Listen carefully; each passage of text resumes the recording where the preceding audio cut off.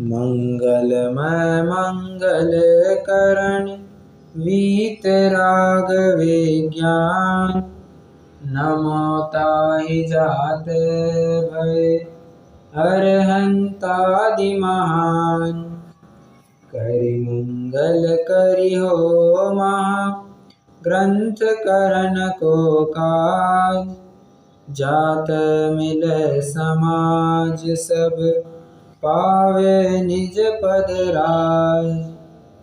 मिथ्या भाव अभाव तै जो प्रगट निज भाव। सो जयवंत रहो सदा यही मोक्ष उपाय। दर्शन मोहनीय रूप जीव की क्या अवस्था होती है। इसमें अग्रहित मिथ्यात्व और ग्रहित मिथ्यात्व, ऐसे अपन ने दो भेद किए थे। ग्रहित मिथ्यात्व की बात तो पंडित जी साहब आगे चल करके संक्षेप में करेंगे, किंतु वर्तमान में जो प्रकरण चल रहा है वो अग्रहित मिथ्यात्व संबंधी चल रहा है। जीव की अनादि से क्या भूल चलती आ रही है उसके बारे में बताया जा रहा है। तो कल दो अंतर के बिंदु देखे थे अपन ने, जीव और पुद्गल के बीच में। तो क्या देखा था?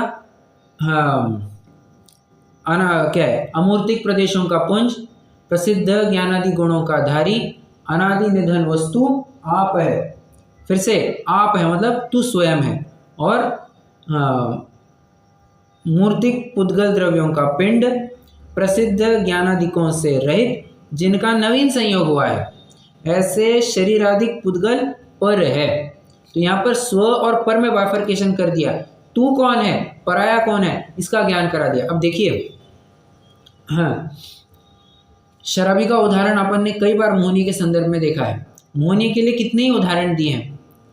एक क्या कहते हैं, ज्वर का उदाहरण दिया जाता है, एक जहर का उदाहरण दिया जाता है, एक और क्या कहते हैं, शराब का उदाहरण दिया जाता है, एक मोहन धूल का उदाहरण दिया जाता है। ऐसे कई सारे उदाहरण शराब के लिए दिए जाते हैं, मोहनिया के लिए दिए जाते हैं। ठीक है, एक वो कोदो नाम का एक अनाज होता है, उसका भी उदाहरण दिया जाता है। एक धतूरे का उदाहरण दिया जाता है। तो कई सारे उदाहरण हैं जिनके बारे में जो मोहनिया के संदर्भ में प्रयोग किए जाते हैं। अब शराबी की थोड़ी हालत विचारना। हाँ, शराबी को मुझे बताइए, कुछ is he on his senses, वो अब भान पर है क्या? ऑफ कोर्स नहीं है। अब प्रश्न बनता है कैसे? शराबी कहा, अब आप कहेंगे नहीं, किसी किसी को नहीं चढ़ती है तो उसका क्या करेंगे? अरे वो छोड़ो ना, आप इन जनरल विचार कीजिए। शराब पी है मतलब उसको चढ़ेगी, ठीक है, और चढ़ी है मतलब उसको भान नहीं रहेगा कि मेरे सामने व्यक्ति कौन खड़ा है, मुझे उससे बात करनी चाहिए नहीं करनी चाहिए, मैं कहाँ खड़ा हूँ, मुझे कहाँ जाना चाहिए कहाँ नहीं जाना चाहिए, मैं घर के पास भी खड़ा हूँ तो मेरा घर कौन सा, पराये का घर कौन सा, यही ज्ञान नहीं है उसको। मतलब समझ रहे आप, स्वघर पर घर का ही ज्ञान नहीं है। तो उसको सबसे पहले बताया जाएगा, भाई तेरा घर कौन सा है, तू इस घर में जा, वहां पर पनाह ले, वहां पर आश्रय कर और नॉर्मल सेंसेस पर आ, तब जाकर के तेरे से बात की जाएगी। तो सबसे पहले तो ये ज्ञान कराना जरूरी है। तू रात की 12, 12:30, 1 बजे इतनी शराब पी करके यहाँ वहाँ घूम रहा है, पुलिस पकड़ेगी तो डंडे मारेगी। तो एक काम कर, तू तेरे घर जा। मुझे मेरा घर यही बनानी है, ये क्या है, मेरा घर है, ये वो ऐसी अजीब अजीब बातें करने लग जाएगा कि मुझे घर तक लेकर के चलना। तो पहले तो उसको स्वघर का ज्ञान कराना जरूरी है। जब तक उसको स्व और पर का ज्ञान नहीं कराएंगे तब तक आगे की बात ही नहीं की जाएगी। स्व कौन, पर कौन, तुम्हारे लिए हितकारी कौन है, अहितकारी कौन है, इसका ज्ञान कराना जरूरी है। अगर ये ज्ञान नहीं कराएंगे तो फिर आगे की बात नहीं बनेगी। ठीक है, इसलिए स्व आप कौन हो, तुम कौन हो, इसका निर्णय करना, और पर कौन है इसका भी निर्णय करना। और एक शब्द आया था कल, प्रसिद्ध ज्ञानादि गुणों का धारी और प्रसिद्ध ज्ञानादिकों से रहे। ये ऐसे दो पद आए थे। एक प्रश्न है मेरा, प्रसिद्ध मतलब क्या? यहाँ पर प्रसिद्ध ऐसे शब्द का क्यों प्रयोग किया है? सिर्फ इतना लिख सकते थे ज्ञानादि गुणों का धारी, इतना भी लिख सकते थे। प्रसिद्ध ज्ञानादि गुणों का धारी ऐसा क्यों लिखा? इस विशेषण को जोड़ने का क्या औचित्य है? सोचिए, बताइए।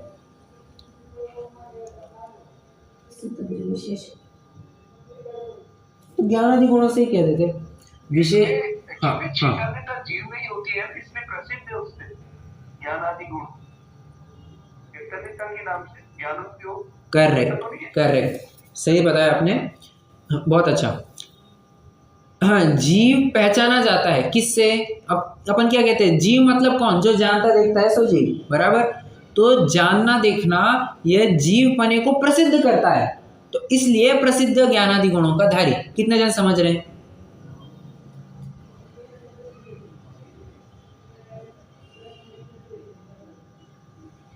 समझ में आया? ओके। क्योंकि क्या है, व्यक्त होती है पर्याय, द्रव्य कभी भी व्यक्त नहीं होता है। प्रश्न है मेरा, आपको सोना व्यक्त है या सोने की जो पर्याय है, अंगूठी रूप, चेन रूप, ब्रेसलेट रूप, जो कुछ भी है, उस रूप पर्याय व्यक्त है, पर्याय व्यक्त है या सोना व्यक्त है? बताना जरा।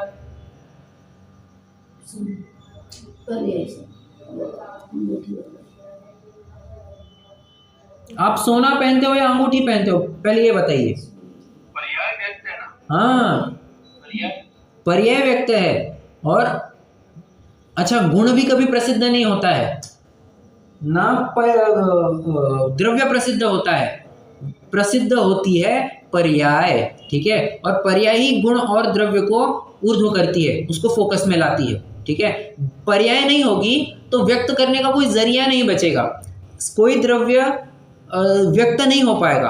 और कोई द्रव्य अगर व्यक्त होता है तो अपनी पर्याय के माध्यम से ही व्यक्त होता है। ठीक है, द्रव्य कभी भी सामने नहीं आता, गुण सामने नहीं आता, सामने आती है तो उसकी पर्याय आती है, और पर्याय के माध्यम से पहचानते हैं ये कौन सा द्रव्य है। ठीक है, स्पर्शादि गुण पाए जाए तो पुद्गल द्रव्य है, स्पर्शादि गुण नहीं है परंतु जानने देखने वाली वस्तु है तो चेतन समझ लेना चाहिए, बराबर। तो प्रसिद्ध करती है वो पर्याय, इसलिए प्रसिद्ध ज्ञानादि गुणों का धारी। ठीक है, ये कल अपन ने देखा था। कुल मिलाकर के कल स्व और पर, स्वद्रव्य परद्रव्य, इनकी बात की थी। स्व पर इतना ही समझ लीजिए। ठीक है, स्व और पर का भेद नहीं होता, जो पर्याय प्राप्त करे उसे ही को आपरूप मानता है। अब देखिए, इसके बारे में एक उदाहरण देना चाहूँगा। हाँ, जो पर्याय प्राप्त करे उसी को अपना रूप मान लेता है। हाँ, ये कथा शायद सभी ने सुनी होगी। कोई राजा था, उसको किसी निमित्त ज्ञानी ने कहा कि अब तुम्हारी 3 दिन ही आयु शेष है। तो कुतूहलवश, जिज्ञासावश राजा ने पूछा, अच्छा अगर ऐसी बात है तो मुझे बताओ मैं कहाँ पर जन्मूंगा। तो वो निमित्त ज्ञानी कहता है, तो जो तुम्हारे नाली में जो विष्ठा है, नाली की जो गंदगी है, वहीं पर तुम कीड़ा बनोगे। अब वो राजा ने कहा, अच्छा ऐसी बात है, ठीक है। उसने अपने पुत्र को तुरंत कहा, देखो 3 दिन बाद मेरी ऐसी ऐसी हालत होने वाली है, जो अपने पीछे की नाली है वहाँ पर मैं ऐसा कीड़ा बनूंगा, तो जैसे ही मैं दिखूंगा तुम मुझे मार देना। ठीक है, जैसे ही मैं दिखूंगा तुम मुझे मार देना। अब जैसा निमित्त ज्ञानी ने कहा लगभग वैसे ही हुआ। 2 दिन 3 दिन के बाद वो गुजर गया और वहाँ गंदी नाली का कीड़ा हो गया। अब हाँ, उस पुत्र को अपने पिता की आज्ञा याद आई कि पिताजी ने ऐसा कुछ कहा था। वो मारने के लिए चला गया तो वो तुरंत फिर से गंदगी में घुस गया।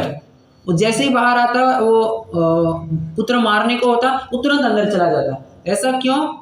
उसने उस पर्याय को अपना मान लिया था।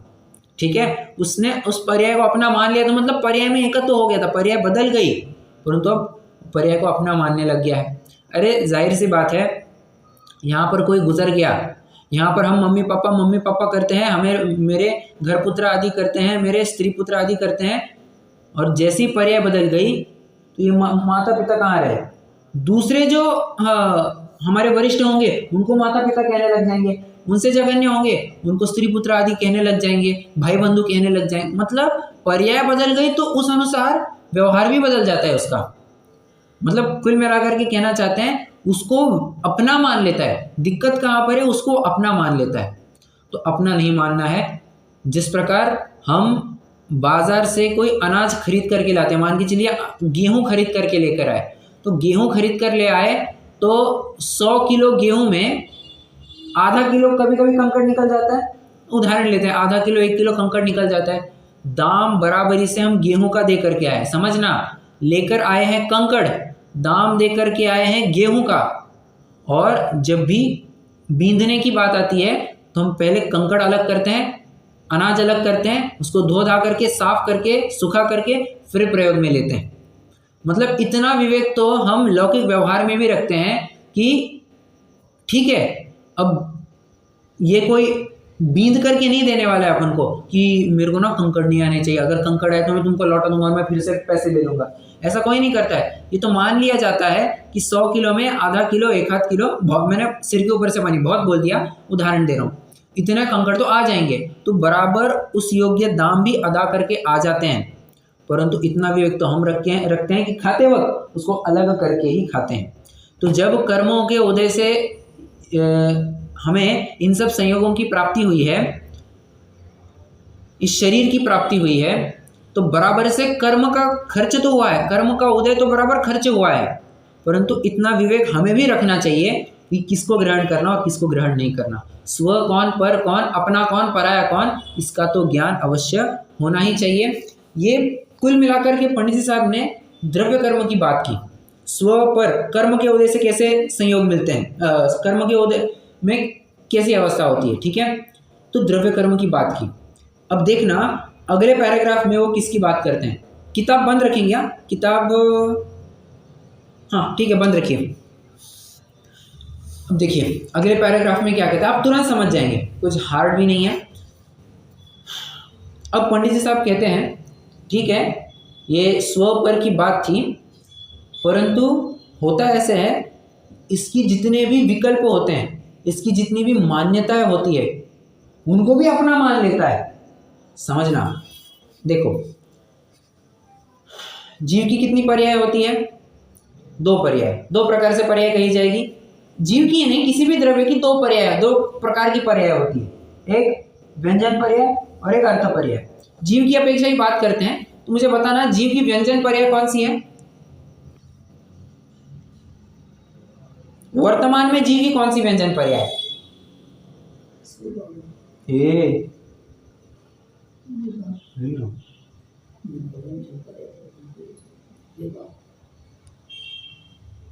वर्तमान में हमारे कौन सी व्यंजन पर्याय है? देख मैंने उत्तर भी दे दी। हाँ क्या क्या, मनुष्य, हाँ वो कौन सा है, कौन सा भेद है वो? विभाव व्यंजन, हाँ करेक्ट, ये विभाव व्यंजन पर्याय है, बराबर। तो विभाव व्यंजन पर्याय या मनुष्य आदि की जो पर्याय विभाव व्यंजन पर्याय, ठीक है, एक। दो, दूसरी कौन सी पर्याय होती है, व्यंजन पर्याय और अर्थ पर्याय होती है, ठीक है। अब ये बात तो हम सभी जानते हैं कि जीव के केस में व्यंजन पर्याय तो तभी स्वभाव रूप होगी जब वो सिद्ध बन जाता है, ठीक है। 14वां गुणस्थान भी नहीं कहेंगे, जब वो सिद्धावस्था को प्रकट करेगा तभी उसकी स्वभाव व्यंजन पर्याय आ जाती है, बराबर। अब अर्थ पर्याय की बात करें तो अर्थ पर्याय ये हाँ जीव के प्रदेशत्व गुण को छोड़ करके बचे हुए जितने भी गुण हैं उनके विकास के बारे में बात करता है। तो कुछ गुणों के केस में ऐसा हो सकता है कि वे ऑन या ऑफ में चलते हैं, या तो पूर्ण अभाव रूप होंगे, अभाव रूप मतलब पूर्ण अशुद्ध परिणामन होगा, या तो पूर्ण शुद्ध परिणामन होगा, जिन्हें हम प्रतिजीवी गुण कहते हैं। और कुछ गुण तो ऐसे होंगे अनुजीवी गुण जिनका आंशिक विकास पाया जाता होगा, ठीक है। अब इस आंशिक विकास वाले गुणों को जरा मुख्य कीजिए। होता क्या है, जीव जब विराधक अवस्था में होता है तब राग द्वेष आदि करता है, जब यह साधक या साध्य अवस्था में आ जाता है तब इसके वितराग भाव पाया जाता है। समझना फिर से, जब विराधक अवस्था में होता है तब राग द्वेष के भाव, जब साधक या साध्य अवस्था में होता है तब वितराग भाव। अब इससे भी परे कोई और भाव होता है या ऐसा कोई लक्षण है क्या?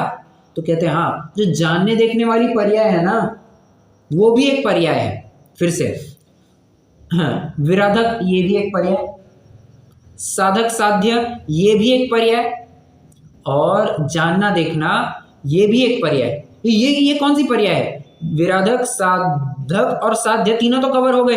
इसके अलावा भी है जो तुम्हारी लाक्षणिक पर्याय है, जो तुम्हारी लक्षण है, जो लक्षण के माध्यम से तुम्हें पहचाना जाता है, वो लाक्षणिक पर्याय, जानने देखने वाली पर्याय, ठीक है, वो तो त्रिकाल रूप से है, ठीक है।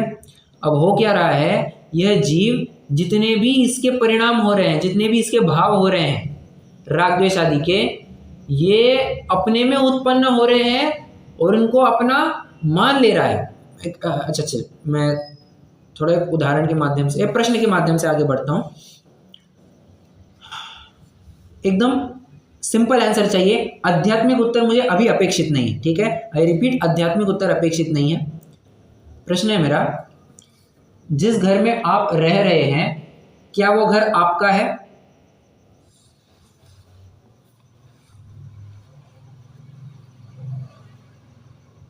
एक शब्द में उत्तर देना है, हाँ या ना।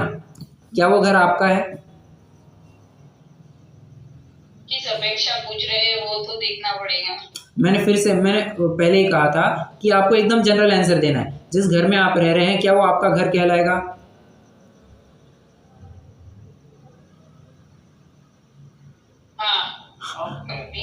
अरे इतना हिचकिचाना क्या है, मैंने पहले ही कहा था कि आपको आध्यात्मिक उत्तर नहीं देना। नहीं यार, ये तो सब परद्रव्य है, तो रुको जरा सब्र करो। अच्छा, अब दूसरा पॉइंट, दूसरा प्रश्न, जो आपका शरीर है क्या वो वास्तव में क्या आपका है वो, या कहेंगे नहीं नहीं नहीं ये शरीर तो मेरा नहीं, किसी और का है, क्या ऐसा कहेंगे? चलो घर के केस में तो कह सकते हैं कि नहीं ये घर हमारा नहीं है, हम भाड़े में रहते हैं, भाड़े का घर है। क्या शरीर में ऐसा कहेगा कि हमने रेंट पे लिया है? आपका ही शरीर है ना, ये किसी और का है? क्या भूत वूत चढ़ गया है?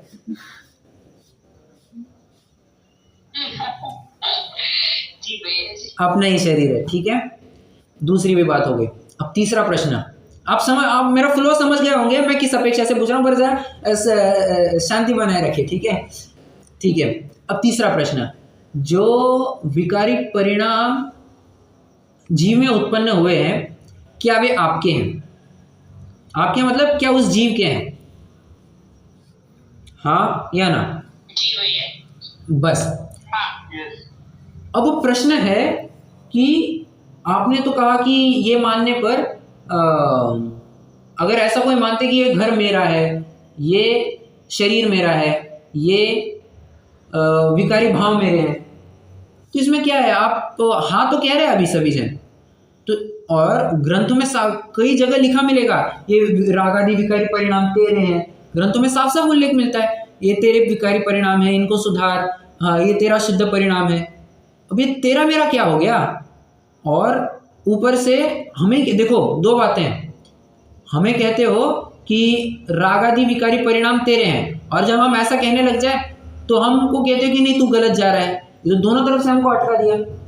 तो समझना, आचार्यों की भाषा को समझना। आचार्यों का मंतव्य ये है कि तू कहने तक बात रखता है तो वहां तक कोई दिक्कत नहीं है, तो जब वो मान्यता के स्तर पर ले आता है दिक्कत वहां पर चालू हो जाती है। समझना, हमने जो नयों की चर्चा की थी, हाँ हमने पहला एक बेसिक अजम्पशन लिया था, क्या? ज्ञातुर अभिप्राय, बेसिक अजम्पशन मतलब परिभाषा देखी थी, ज्ञातुर अभिप्राय नया, वक्तुर अभिप्राय नया, ठीक है। ज्ञाता के अभिप्राय को नहीं कहते और वक्ता के अभिप्राय को नहीं कहते हैं। हमने ये नहीं कहा था कि जिस प्रकार श्रद्धान किया जाए उसे नहीं कहते हैं, क्यों? अगर उस रूप श्रद्धान करेगा तो मिथ्या तो हो जाएगा। रागादि विकारी परिणाम को तू अपना कहेगा, ठीक है, ये नए की अपेक्षा तू कह रहा होगा, परंतु अगर मानेगा तब तो तेरा मिथ्या तो होगा। मैं फिर से रिपीट करता हूं, समझने की कोशिश करना। एक होता है कहना और एक होता है मानना, ठीक है। ये घर मेरा है ऐसा यह जीव मानता है, ठीक है। जब यह, हाँ देखो, जब भाड़े के घर में रहता है तो क्या कहेगा?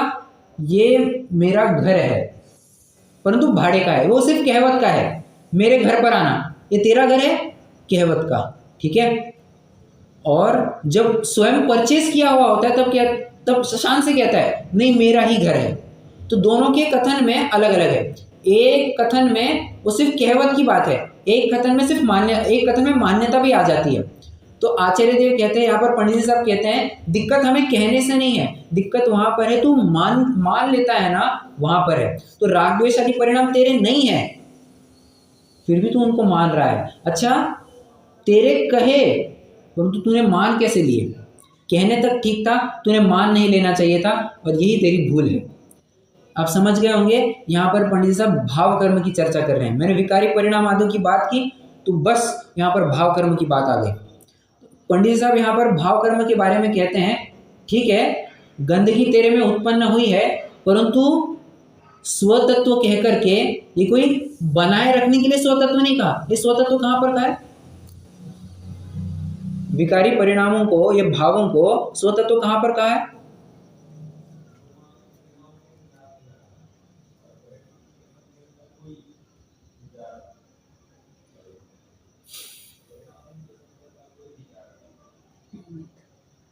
अरे, तत्वार सूत्र के दूसरे अध्याय का पहला सूत्र है,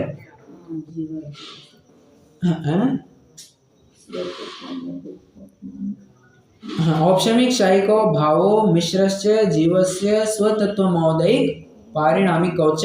शब्द क्या आया है? स्वतत्वम। बड़ी दिक्कत वाली बात है, आपने स्वतत्व कहा, आपने औदैहिक भाव को भी स्वतत्व कहा, ये कैसा है? तो भले आदमी स्वतत्व कहा है, मतलब वो तुम्हारे में गंदगी उत्पन्न हुई है, ये रियलाइज करवाने के लिए कहा है। ये जो भी विकारी परिणाम है ये तुम में है, ये रियलाइज करवाने के लिए कहा है, ठीक है, तुझ में ही उत्पन्न हुए हैं बस। अच्छा, तो कोई कहेगा कि अच्छी पर्याय मेरी नहीं, अच्छी पर्याय भी तुम्हारी है, तो ऐसा बाइफरकेट क्यों करते हो? क्योंकि जो राग द्वेष आदि विकारी पर्याय है ये पर के लक्ष्य से उत्पन्न हुई है, जो वितराग भाव वाली पर्याय है ये स्व के लक्ष्य से उत्पन्न हुई है, ठीक है। स्व तत्व कह करके कोई गले लगाए रखने के लिए नहीं कहा था, वो तो इसलिए कहा था कि ये गंदगी तेरे में उत्पन्न हुई है, तू इसको बाहर हटा। जब तक, अच्छा मुझे बताइए, जब तक आपके घर में आप ये नहीं मानते हैं कि मेरे घर में कचरा हुआ है, मेरे घर में गंदगी है, तब तक आप उस गंदगी को साफ करेंगे या नहीं करेंगे?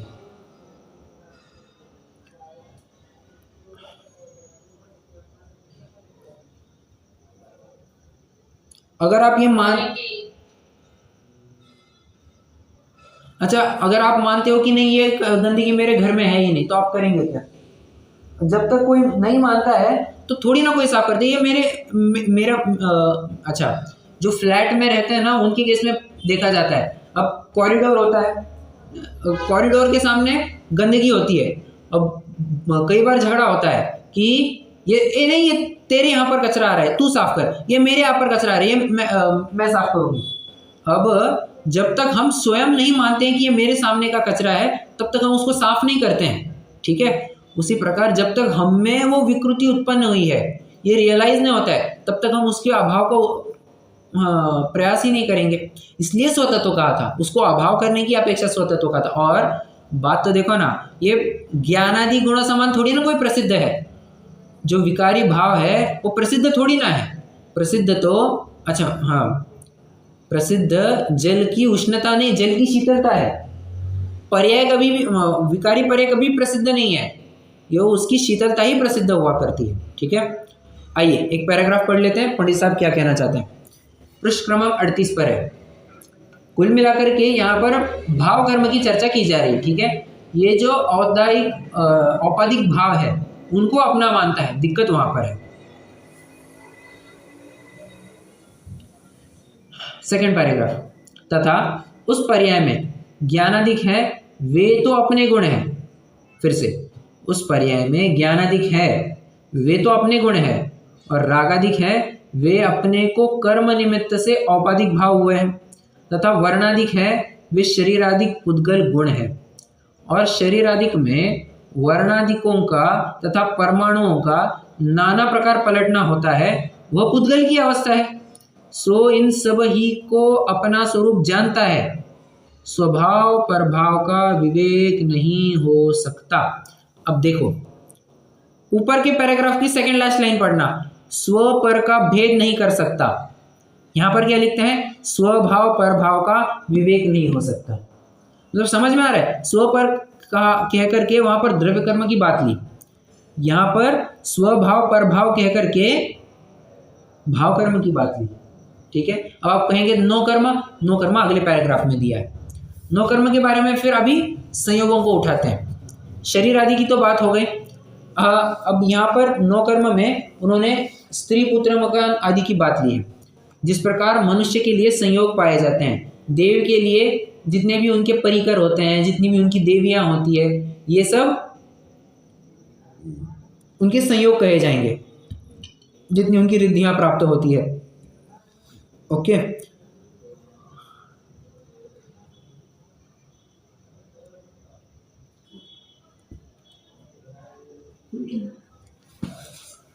ठीक है, कुछ कह रहा था मैं, कहते कहते भूल गया। हाँ, संयोग, संयोग होते हैं, तो मनुष्य आदि को संयोग हुए। कौन कौन से संयोग बाबा? तो यहाँ पर कहते हैं कुटुंब है, धनादिक का संबंध होता है। अब वे तो प्रत्यक्ष अपने से भिन्न है। हाँ, शरीर और जीव, इनका एक क्षेत्र का संबंध ऐसा हो जाता है कि शायद ही कोई पकड़ पाए कि ये दो अलग अलग है। हाँ, मुझे बताइए, जब भी आप आटा गूंथते हैं तब उसमें नमक भी मिला है, उसमें तेल भी डाला हुआ है, पानी भी डाला हुआ है, बराबर? तो आटा गूंथते वक्त, गूंथने के बाद क्या ये कोई कह सकता है कि इसमें आटा, इसमें पानी भी है, तेल भी है, नमक भी? कोई कह सकता है ऐसा? देख करके कोई कह सकता है क्या? ये आटा ही कहेगा। हाँ, ये तो कहेगा ये आटा है, बराबर। बाद में जब उसको प्रक्रिया पता चलेगी कि हाँ इसमें ये भी होता है, पानी भी होता है, तेल भी होता है, तो उसी प्रकार जब कोई व्यक्ति को हम देखते हैं, वो तो लगता है यार ये एक ही व्यक्ति है, एक ही वस्तु है, दो वस्तु कहाँ पर है? परंतु उसके लिए वो प्रज्ञा छेनी चाहिए। प्रज्ञा छेनी मतलब वो देखने की दृष्टि चाहिए कि एक नहीं, ये दो अलग अलग वस्तुएं हैं, ये चल फिर रहा, ये शरीर है, जीव का और इसका एक क्षेत्र का संबंध ऐसा हो गया है कि जहाँ जहाँ शरीर जाएगा वहाँ वहाँ जीव जाएगा, और जहाँ जहाँ जीव जाएगा वहाँ वहाँ उसका शरीर भी जाता ही जाता है। ठीक है, ये ऐसा एक क्षेत्र का संबंध हो गया है, तो डिस्टिंग्विश करना थोड़ा टफ जाता है। अब यहाँ पर तो जितने भी संयोग है ये तो साक्षात तेरे से अलग है, साक्षात तेरे से भिन्न दिखाई देते हैं। अच्छा, हाँ, मैं और मेरा घर अलग अलग है क्या? ऑफ कोर्स अलग है। हाँ, घर में तो एक छोटी सी इकाई है घर, और तू जब जब साथ में जाता है, बाहर जाता है, घर तेरे साथ नहीं आता है। ठीक है, और घर अगर टूटता है तो तू नहीं टूटता है। तो उसी प्रकार कहना चाहते हैं कि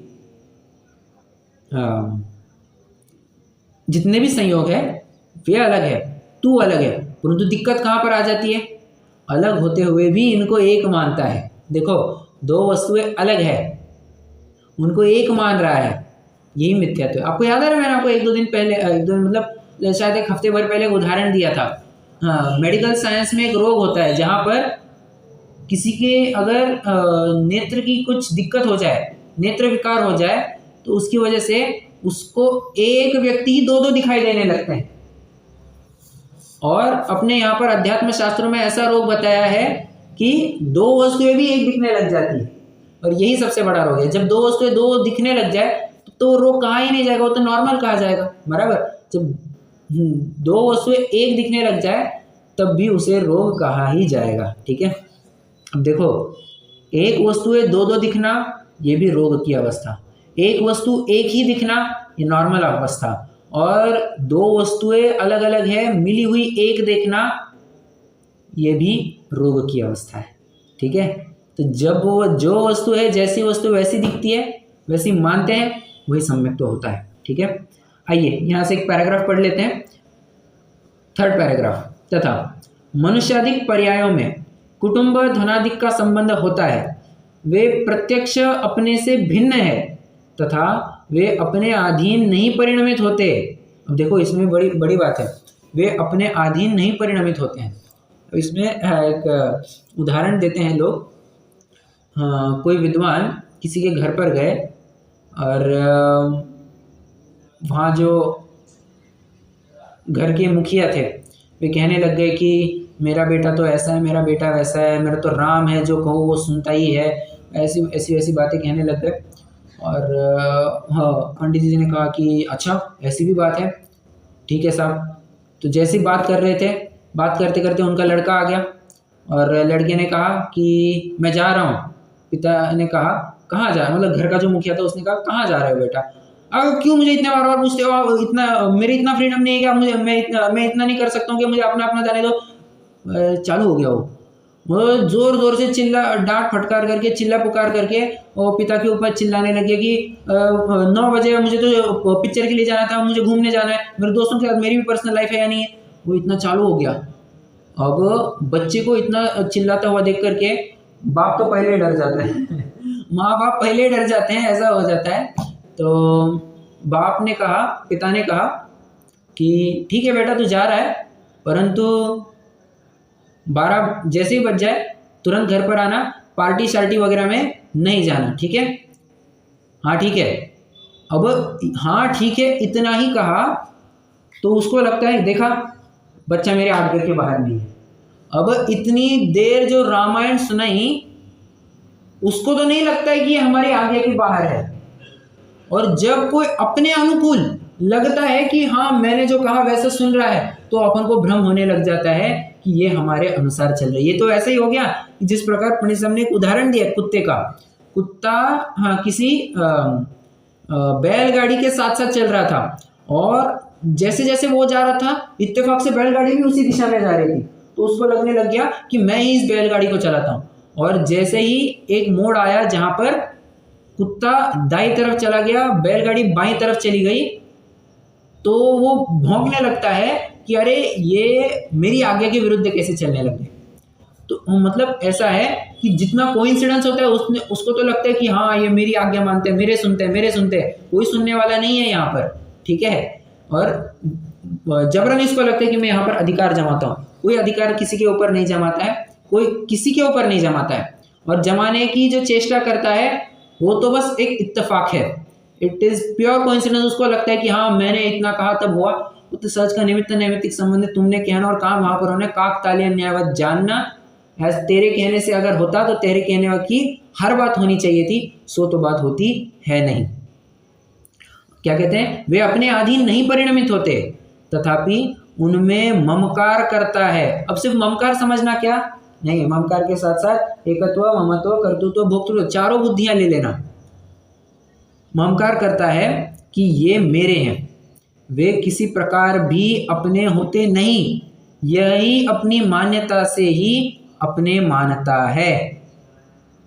अब देखो, हाँ, जब भी सास बहू का झगड़ा होता है, पति पत्नी का झगड़ा होता है, माँ बच्चे का या पिता बच्चे का झगड़ा होता है, तो कहने लगते सब आसार है, सब आसार है, तो कुछ नहीं रहा, सब धोखेबाज है, ये होता है वो होता है, सब दुनिया की रीति नीति खोटी है, सब मेरे साथ ही होना चाहिए, ऐसा पूरा चालू हो जाता है। और उस दिन देखना चाहिए उसके वैराग्य की सीमा, उसको लगता है कि इसके समान वैराग्य और कोई नहीं, बस और थोड़ा सा कुछ हो जाए ना ये संन्यास लेकर के चला जाए, ऐसी दशा होने लग जाती है।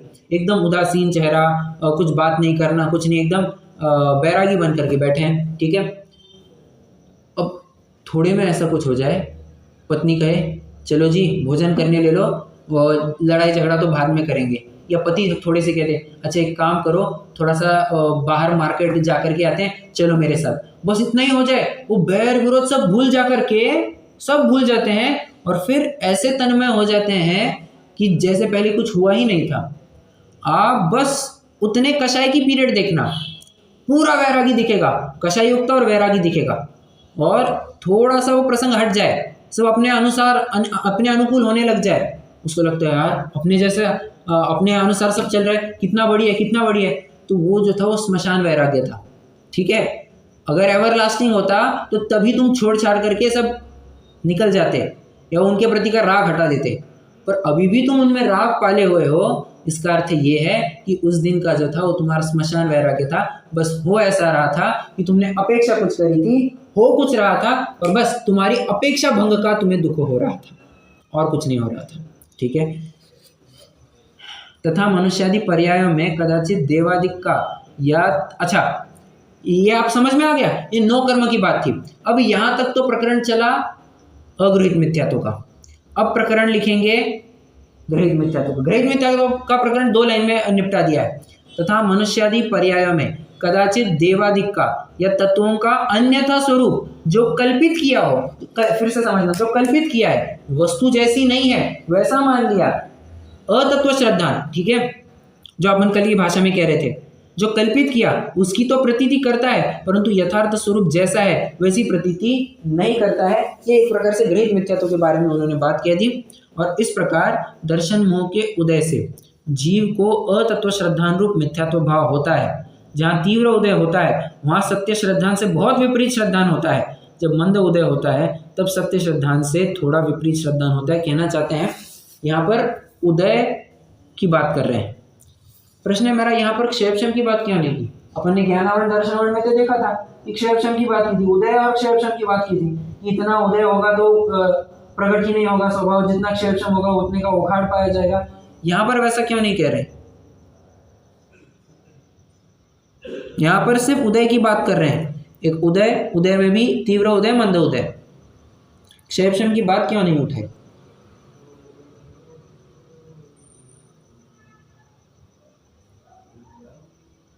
दर्शन मोह ऑन ऑफ में चलता है या फिर नहीं है? नहीं, अगर आप ऐसा कहते हैं, समझ नहीं आया। मैं ये पूछ रहा हूँ, ज्ञानावरण दर्शनावरण आदि के प्रकरण में अपन ने कर्म की 2 अवस्थाएं पंडित साहब ने बताई थी। एक तो उदय, उदय होगा तो क्या होगा, और क्षेपशम होगा तो क्या होगा, बराबर। अब यहाँ पर दर्शन मोहनी की बात चल रही है, तो दर्शन मोहनी में भी कहते हैं कि दर्शन मोहनी का उदय पाया जाता है, ठीक है। और क्षेपशम की बात न कहते हुए ये तीव्र उदय मंद उदय की बात करते हैं, मतलब उदय में ही तीव्र उदय मंद उदय की बात करते हैं। यहाँ पर क्षेपशम की बात क्यों नहीं उठाई दर्शन मोहनी के लिए? क्योंकि अगर क्षेपशम की बात कहते तब तो फिर भले आदमी को क्षेपशमिक सम्यक तो हो जाता। दर्शन मोह का क्षेपशम हो गया मतलब तो क्षेपशमिक सम्यक तो हो गया ना, और क्या अवस्था है, ठीक है। इसलिए वो तो अवस्था नहीं कह सकते थे, हमें अनादि दुख की अवस्था कहनी है। और सम्यक तो प्रकट हो गया तो काहे का दुखी, वो तो सुखी है, ठीक है। तो इतनी बात समझना। यहाँ पर इन्होंने तीव्र उदय मंद उदय की बात की है। उदय होगा तब तो फिर ये अतत्व श्रद्धान करेगा, झूठी मान्यता बनाएगा, बस।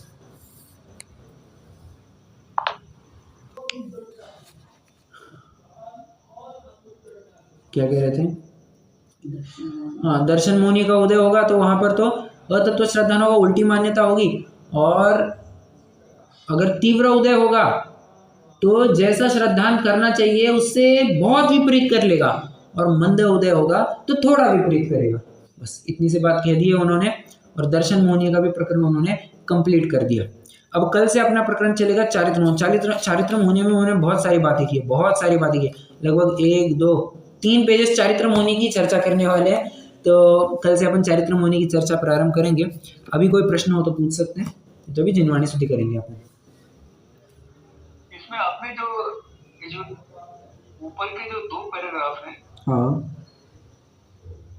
उसमें स्वयं पर का भेद नहीं कर सकता, हाँ जो पर्याय करे उसे ही आप मानता है, अहम बुद्धि के कारण, ऐसा इस वजह से ये हो रहा है। और दूसरा लास्ट में यहाँ पे इन सब ही को अपना स्वरूप जानता है, सदा प्रवाह का भेद नहीं हो सकता। ये आपकी हाईलाइट कर रखी इसको।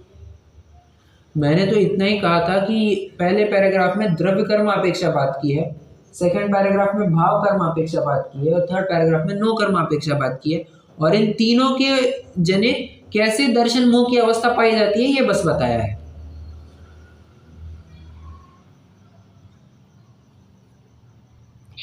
ओके चल रुकते हैं, जिनवाणी स्तुति करेंगे।